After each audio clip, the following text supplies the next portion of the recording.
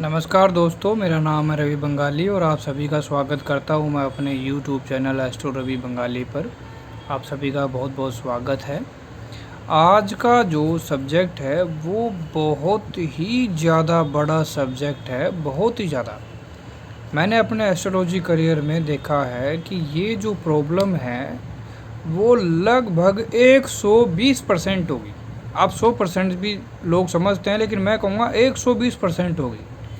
दुनिया का कोई शख्स है ही नहीं जिसको ये प्रॉब्लम ना हो, और वो सब्जेक्ट है लव मैरिज।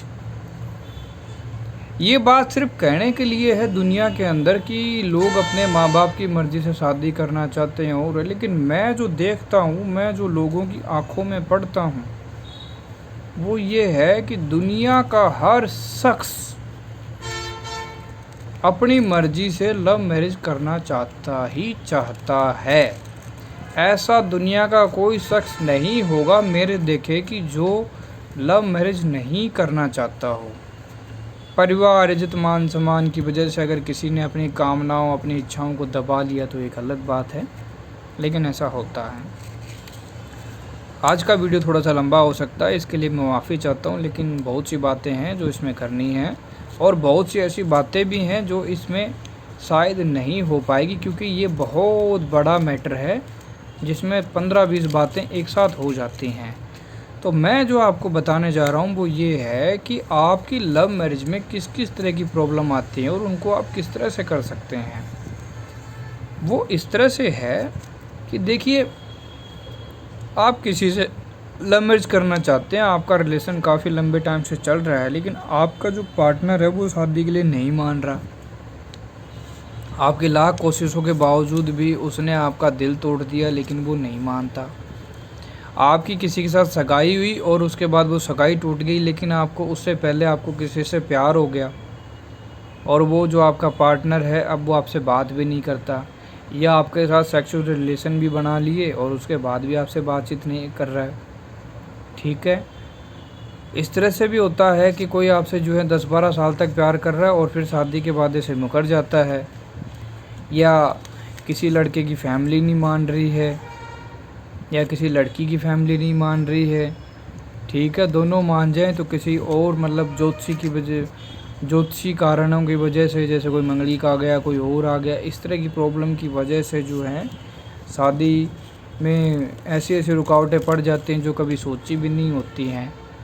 तो इन सभी समस्याओं के समाधान के लिए आज मैं जो लेकर के आया हूँ वो है इस तरह से कि आप सभी का वशीकरण किस तरह से कर सकते हैं, सभी प्रॉब्लम्स को जो है किस तरह से आप एक साथ ही सॉल्यूशन कर सकते हैं।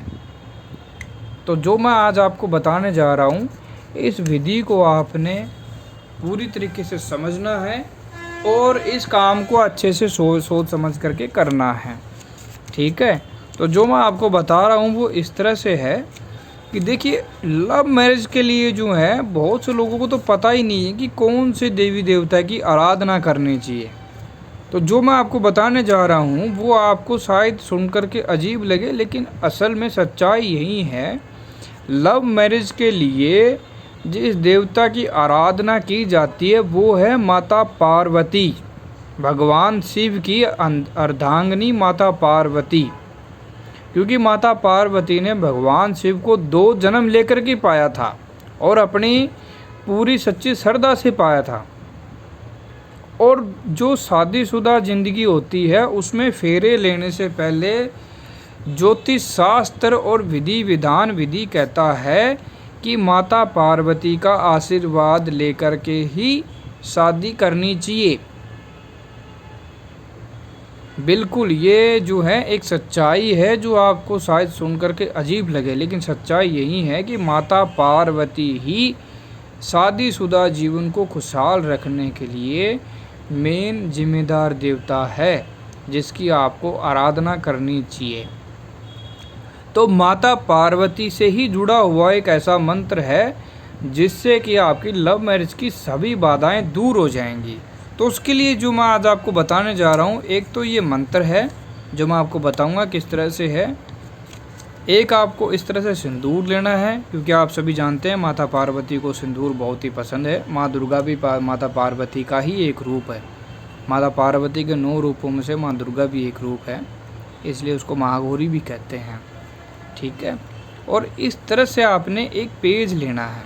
ठीक है, ये जो सिंदूर है इसका काम ये है कि इसमें थोड़ा सा आपने पानी डाल लेना है। मैं नाम नहीं लिखूँगा क्योंकि नाम लिखने से प्रॉब्लम हो जाती है, इसलिए मैं आपको सिर्फ बताऊँगा कि आपने किस तरह से करना है। ठीक है, आपने इस तरह का सिंदूर, आप सिंदूर कोई भी ले सकते हैं, घर में जो होगा उससे भी ले सकते हैं। उस सिंदूर से आप अपनी इस उंगली से, याद रखिए इस उंगली, दाएं हाथ की इस उंगली से, इस तरह से, मैंने यहाँ पे सिर्फ राम लिखा है, वो पूरा नहीं लिखा इसलिए, तो आप इस तरह से जो है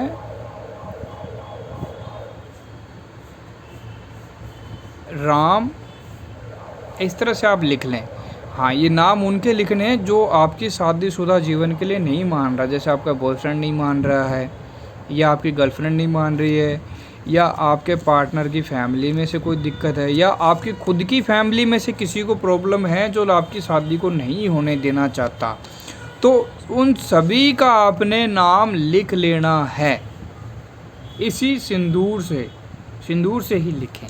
ठीक है, उसके बाद एक बार सभी का नाम लें और एक बार मंत्र पढ़ें।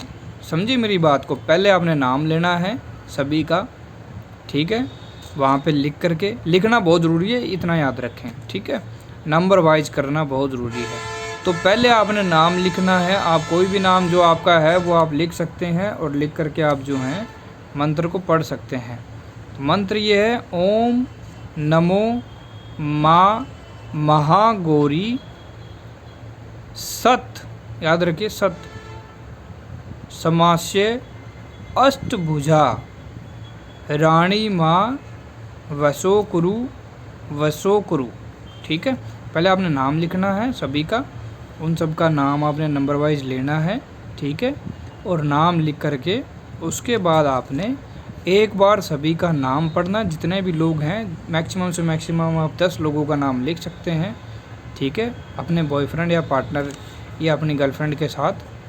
ठीक है, उन सभी का नाम लिखें, लिख करके फिर बोलें, और अब उसके बाद ये मंत्र बोलें। ठीक है, ओम नमो महागौरी सत समस्या अष्टभुजा रानी माँ वसो कुरु। ठीक है, मैंने थोड़ा तेज़ बोल दिया, लेकिन आप याद रखिएगा। ठीक है, इस तरह से ये आपको करना है लगभग जो है 101 बार। ये विधि आपने अगर अच्छी तरह से 3 दिन कर ली, चौथे दिन आपके जो भी लोग शादी के लिए मना कर रहे हैं, आपके शादी करने के बीच में आ रहे हैं, आपकी लव मैरिज में प्रॉब्लम कर रहे हैं, वो सब खुद ब खुद ही मानने जाएंगे। आपको कुछ करने की ज़रूरत नहीं पड़ेगी। अगर आपके बॉयफ्रेंड की दिक्कत है तो खुद बॉयफ्रेंड की फैमिली आपको फ़ोन करेगी। अगर आपकी खुद की फैमिली प्रॉब्लम कर रही है तो आपकी फैमिली आपको खुद बोलेगी कि चलो बेटा तुम्हारी शादी करते हैं जिससे आप करवाना चाहते हो। ठीक है, इस तरह से। या आपकी गर्लफ्रेंड है तो गर्लफ्रेंड की फैमिली मान जाएगी, आपकी फैमिली भी मान जाएगी। याद रखें, गर्लफ्रेंड बॉयफ्रेंड जो भी है उन सभी का नाम लिखें जो दोनों फैमिली में से नहीं मान रहे हैं और जो सबसे ज़्यादा जिम्मेदार हैं। ओके, मैं उम्मीद करता हूँ आपको सब कुछ समझ में आ गया होगा। अगर फिर भी आपकी कोई बातचीत या कोई इस तरह का आपको है जो आपको नहीं समझ में आई है बात, तो आप मुझे कॉल कर सकते हैं, मैसेज कर सकते हैं, कमेंट में आप लिख के बता सकते हैं। मैं आपकी प्रॉब्लम का सॉल्यूशन करने का 100% प्रयास करूंगा। और आपकी सभी किसी भी तरह की प्रॉब्लम हो तो आप मुझे कमेंट बॉक्स में लिख सकते हैं, उस पर भी एक अलग से वीडियो बनाने की पूरी कोशिश करूंगा। आपका बहुत बहुत धन्यवाद। चैनल को सब्सक्राइब करना ना भूलें, कमेंट करें, लाइक करें, शेयर करें। बहुत बहुत धन्यवाद आप सभी का, बहुत बहुत धन्यवाद सपोर्ट करने के लिए। नमस्कार।